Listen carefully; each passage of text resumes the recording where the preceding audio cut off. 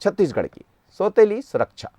रायपुर दंतेवाड़ा में नक्सली हमले के बाद बीजेपी का बड़ा आरोप लगा है। बीजेपी ने सरकार पर सुरक्षा को लेकर गंभीर आरोप लगाए हैं। पूर्व मंत्री केदार कश्यप ने सरकार पर आरोप लगाया है बस्तर में जनप्रतिनिधियों की सुरक्षा कम की जा रही, ऐसा उनका आरोप। और जनप्रतिनिधियों की सुरक्षा को लेकर सुरक्षा देने में भेदभाव किया जा रहा है, ये केदार जी का कहना है। हमारे प्रतिनिधि के दौरों पर सुरक्षा के कोई इंतजाम नहीं होते, कांग्रेस के लोगों को पूरी सुरक्षा दी जाती है।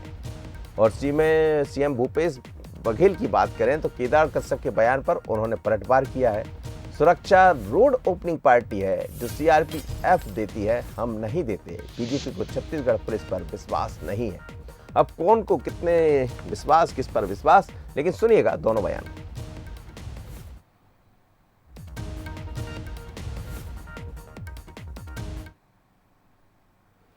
स्टेट गवर्नमेंट जिस तरीके से भेदभावपूर्ण कार्रवाई कर रही है और जो हमारे वहाँ के जनप्रतिनिधि हैं, चाहे वो जिला पंचायत के अध्यक्ष हों, चाहे जिला पंचायत या फिर हमारे जो अलग अलग कैटेगरी के जो नेता हैं, मतलब उसमें जो सुरक्षा दी गई है, उनके सुरक्षा को कम किया जा रहा है। उनको जिस तरीके से यदि गांव में जाते हैं तो उनके लिए आरोपी वगैरह नहीं लगाया जाता है, तो उसके लिए लगातार मांग की जाती है। वहीं दूसरी ओर कांग्रेस के कोई भी जनप्रतिनिधि हो तो उनके लिए आरोपी और वो खुलेआम वहाँ पर घूमते हैं।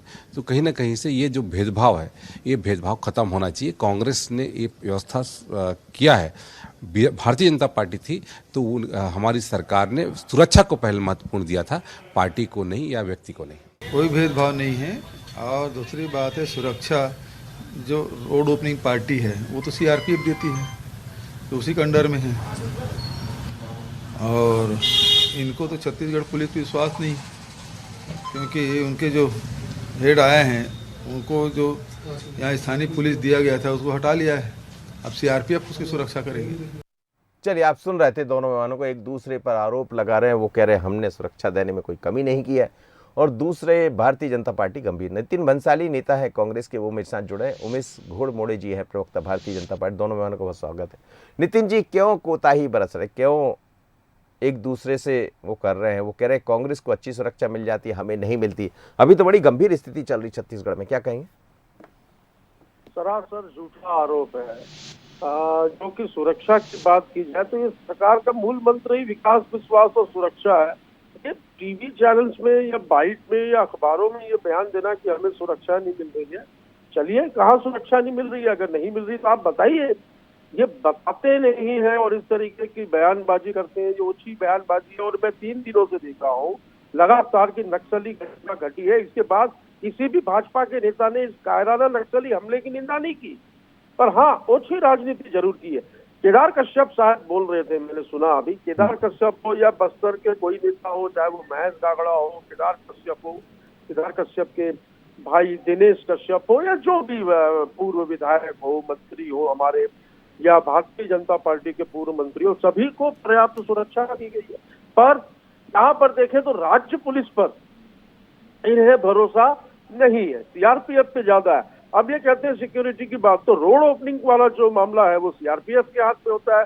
और सीआरपीएफ जो है वो किनके अंडर में, ये मेरे हिसाब से अच्छे भली भांति ये समझते होंगे और जानते होंगे। कहीं पर भी कोई सुरक्षा में चूक नहीं है और बिल्कुल पर्याप्त सुरक्षा दी गई है। चूक पर ऐसा है कि इनकी जमीन खिसक गई है, तो मुद्दा विहीन बात करके अपने आप को खबरों में बनाए रखने के लिए इस तरीके की बात कर रहे हैं।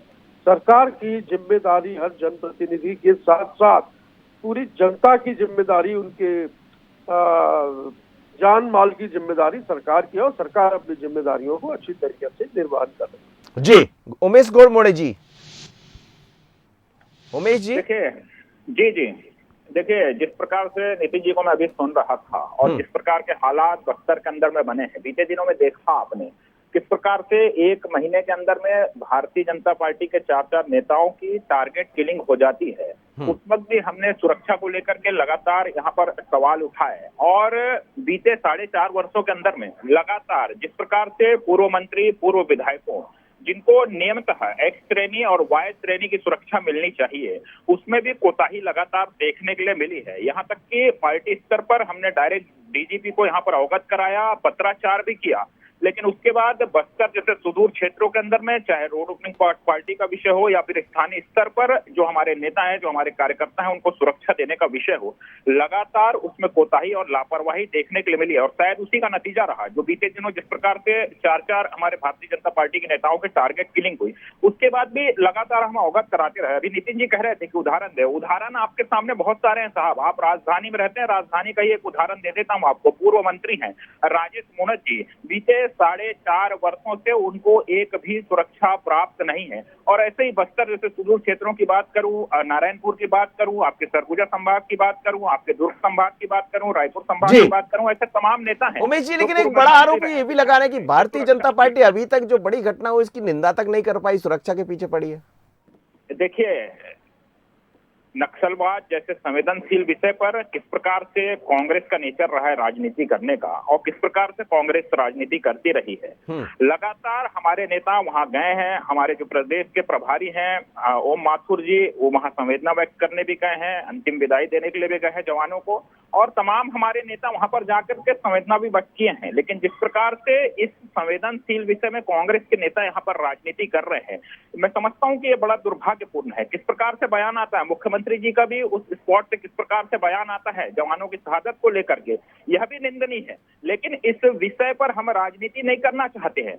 हमारे जवानों की शहादत हुई है, उनके परिवारों की जो दुख है, वो संवेदनाएं हैं, उसको यहाँ पर समझने के बजाय इस संवेदनशील विषय पर अगर कांग्रेस के नेता नितिन जी संवेदनाओं पर सियासत ना करें, उमेश घोड़मड़े जी कह रहे हैं।